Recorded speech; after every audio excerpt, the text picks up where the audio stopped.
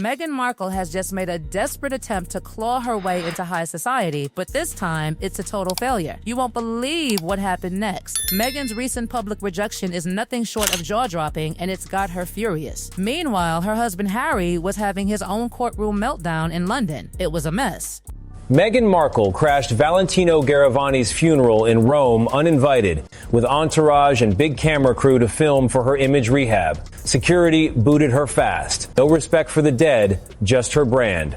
Utterly classic. Everyone's talking about how Meghan Markle didn't get an invite to the private funeral in Rome.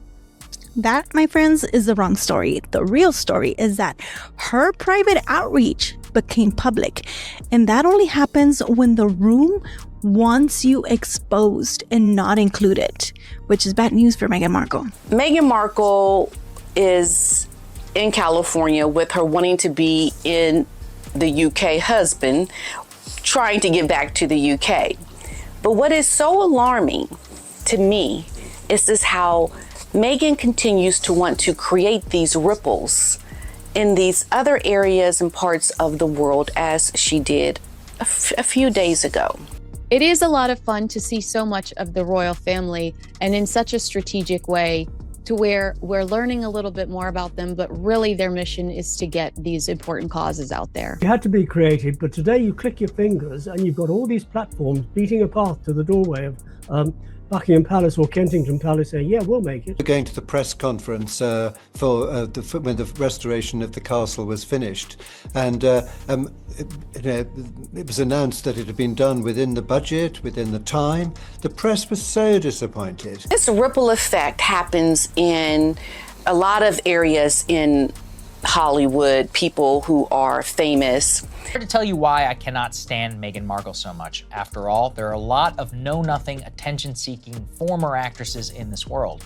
Part of it is because I do love the UK so much, and I think we effectively exported our worst cultural asset to hurt their royal family. And the other part of it, though, is the way that the media has always lapped up her obviously false claims and fed into her delusions of grandeur, which culminated in her and her husband, Prince Harry. I have no idea where this came from.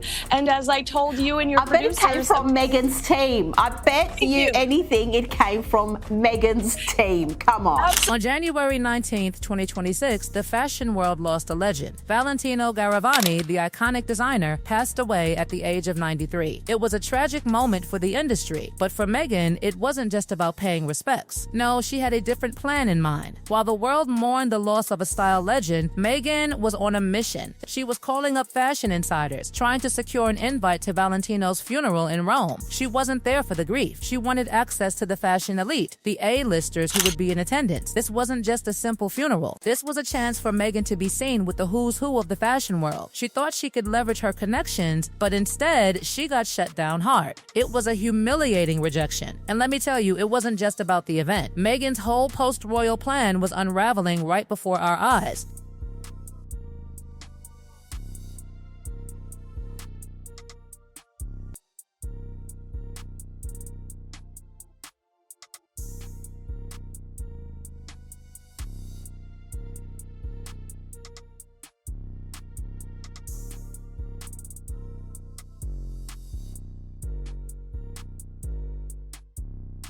Sources have been spilling the tea about Meghan's frantic attempt to get in. She's been trying to crash the elite circles ever since her royal days ended, and now it's all falling apart. On January 23, 2026, the world gathered to remember Valentino at a grand funeral in Rome held at the Basilica Santa Maria degli Damari. The guest list was exclusive, including icons like Tom Ford, Donatella Versace, and Anna Wintour.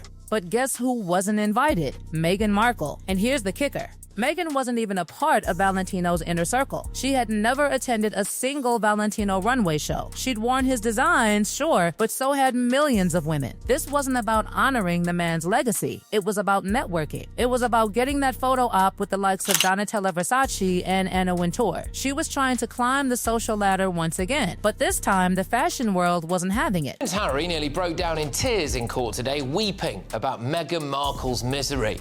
and he was told to stop arguing back by the judge. Well, Prince Harry was giving evidence in his privacy claim against the publisher of the Daily Mail and the Mail on Sunday in the High Court today. She thought she could pull the same stunt she did during Paris Fashion Week, crashing the Balenciaga show. You know, showing up uninvited, creating a buzz. But that didn't work here. She tried to leverage her connection with Pache, Valentino's former creative director, but it backfired. Radar Online reported that Meghan didn't just get rejected, she was publicly shut out. The world saw her desperate attempt to gain access. It was embarrassing. The funeral went on without her. Anne Hathaway paid tribute to Valentino, surrounded by fashion giants. Tom Ford, Donatella Versace, and Anna Wintour were all there, while Meghan was nowhere in sight. Her whole phone campaign had crumbled, and the leaks were everywhere. The public saw Meghan's desperation, and let me tell you, it was ugly. Meghan Markle has always wanted to be an A-lister. Not adjacent, not inspired by.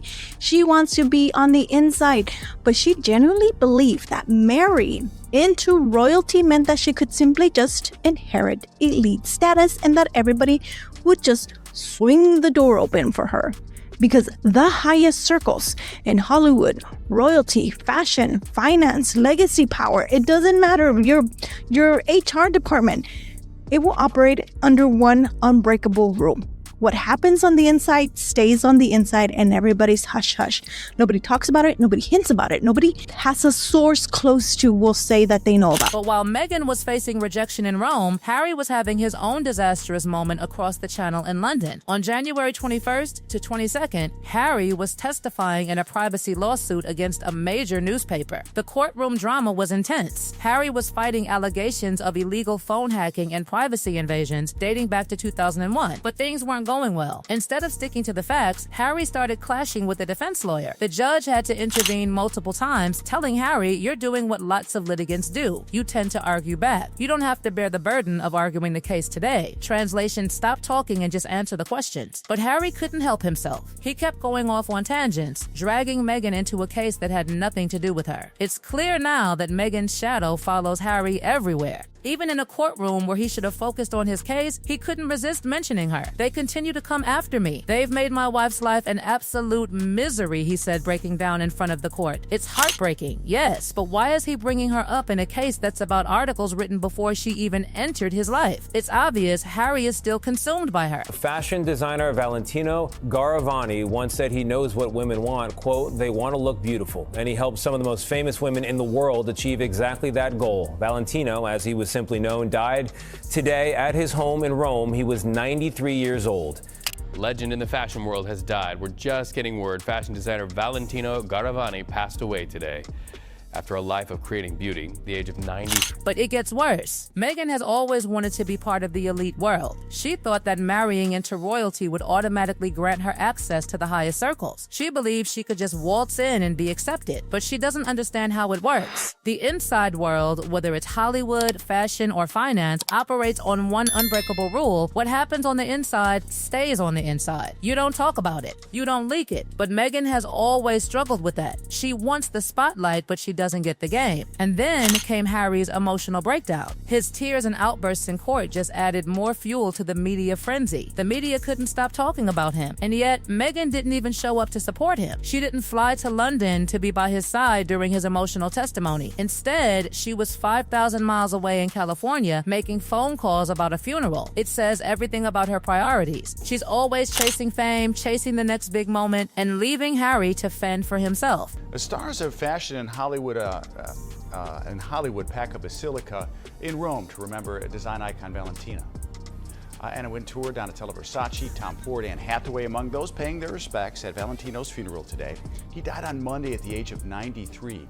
At his residence in Rome. Let's take a step back and look at the bigger picture here. Meghan Markle has been desperately trying to insert herself into the high society circles that she once believed were her destiny. But the truth is, she's been chasing a dream that isn't hers to have. While the world mourns the loss of a fashion legend, Meghan was more concerned about getting a spot at the funeral. It wasn't about paying tribute, it was about positioning herself for the next photo op. We've seen this pattern over and over. Meghan is a master at exploiting connections, but the more she tries, the more she reveals her true intentions. She doesn't care about being genuine. She's calculated, always thinking about how to climb higher, get more visibility, and make sure she's seen in the right places. But the fashion elite aren't buying it. They see through her act, and the Valentino funeral rejection is the latest proof. Seth Doan looks now at Valentino's impact on fashion. His last name was Garavani, but just Valentino was enough to signal elegance, glamour, and that Italian style. Celebrities and royals were among his many muses, red carpets his stages, and that scarlet, or was it poppy, was a signature, his seductive Valentino red. I love beauties, I love making women sensational, glamorous, elegant. Meghan's Hollywood dream is falling apart in real time. Her Netflix deal, once touted as a game changer, has turned into a nightmare. The shows and projects she's worked on have bombed. Love, Meghan, her cooking show, ranked 1,217th on Netflix out of everything on the platform. Can you believe that? 2 million views in 4 months. YouTube channels with no celebrities are getting more views than that every month. It's embarrassing. Even Netflix realized the mistake they made with Meghan. Within 6 months of signing her, they saw the truth: she couldn't make compelling content. No matter how much money they threw at her, no matter how much creative control they gave her, the results were underwhelming. The public wasn't interested. Meghan's content didn't resonate, and the numbers proved it. Meanwhile, her social media is a carefully crafted performance. Every post, every angle, every outfit is planned to perfection. But here's the thing: people can smell fake from a mile away. And that's exactly what Meghan is, fake. She's not authentic. Her public persona is manufactured, and the audience knows it. It's why her projects keep failing. It's why her cooking show tanked. It's why no one is buying what she's selling. Even in the fashion world, where she thought she could secure her place, Meghan is struggling. She's been trying to make a name for herself by crashing elite events, trying to network with the A-listers, but every time she does, she gets shut down. The fashion world doesn't want her. She's seen as an outsider, someone who's trying too hard to be part of something she doesn't belong to. And now, with the Valentino funeral rejection, it's clear to everyone that she's not part of the inner circle, no matter how hard she tries. And let's talk about Harry. The man is completely under Meghan's control. He can't make a single decision without consulting her first. We saw it in the courtroom when he couldn't focus on his case and kept making it all about her. "They've made my wife's life an absolute misery," he said. Why is he bringing her up in a case that has nothing to do with her? Because, as Tom Bauer predicted, Harry is completely controlled by Meghan. He's lost in her drama, and it's making him look weak and foolish. The truth is, Harry and Meghan want completely different things. Harry wants to reconcile with his family, return to the UK, and repair the damage. But Meghan, she's chasing Hollywood stardom. She wants to be at every fashion show, every red carpet event, and rub shoulders with the elite. These goals are completely incompatible, and it's tearing them apart. Tom Bauer, the royal biographer who predicted all of this, was right. From the start, he warned that this marriage was heading for crisis. And now, everything he predicted is coming true. The failed Netflix deal, the rejected fashion invites, the public rejections, it's all playing out just as Bauer said it would. The cracks in their marriage are showing, and they're widening every day. But the real question is, how much worse is it going to get before they disappear from the public eye? It's not a matter of if they'll fail, it's already happening. Meghan's Hollywood dream is flatlining. The fashion world is rejecting her. Her projects are tanking. And Harry? He's making a fool of himself in court, crying about his wife in a case that has nothing to do with her. The public is growing tired of the constant victim narrative. And the couple's brand? It's toxic. People are starting to see through their carefully crafted image. The rehearsed smiles, the staged moments, the desperate attempts to stay relevant, it's all becoming too obvious. And it's no longer shocking when they fail. People are bored. The fascination with Meghan and Harry is fading fast. Let's take a look at the Valentino funeral situation again. Meghan tried to leverage a designer's death to climb the social ladder. She made calls, worked her connections, and was rejected. She's been chasing after fashion invitations, red carpet appearances, and A-list events, but the doors keep closing in her face. The fashion elite see her for what she is, a social climber with no real talent. And Harry? He's stuck in the middle of this mess. He wants to reconcile with his family, but Meghan's dreams are pulling him in a completely different direction. It's a disaster, and it's playing out in real time for the world to see. Every stunt, every drama, every failed project is leading them closer to irrelevance. They're on a collision course with disappearing from the public eye. And the question remains, how much longer would they continue to spiral? In the end, the truth is clear. Meghan and Harry are out of their depth. The image they've been trying to craft is falling apart. The world is no longer buying their narrative. They're being exposed for what they are, performers chasing fame and fortune at any cost, without the substance to back it up. And as they continue to crash and burn, one thing is certain, the public is getting tired of it. Their time in the spotlight is running out, and it's only a matter of time before they fade into irrelevance.